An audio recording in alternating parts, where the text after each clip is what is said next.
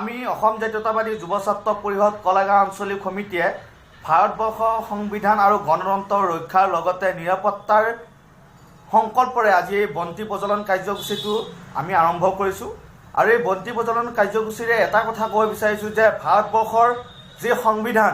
এই সংবিধানৰ গণ্ডিত থাকি যাতে ভাৰতবৰ্ষৰ সকলো কাম কাজ চলি যায় আৰু লগতে যি হিন্দু নাগৰিকত্ব সংশোধনী আইন 2016 যি চৰকাৰখনে যি হেৰি কৰিব বিচাৰিছে তাক আমি সম্পূৰ্ণ বিৰোধ কৰি আমি এই কাৰ্যসূচী আৰম্ভ কৰিছোঁ। আৰু এই কাৰ্যসূচীৰ জৰিয়তে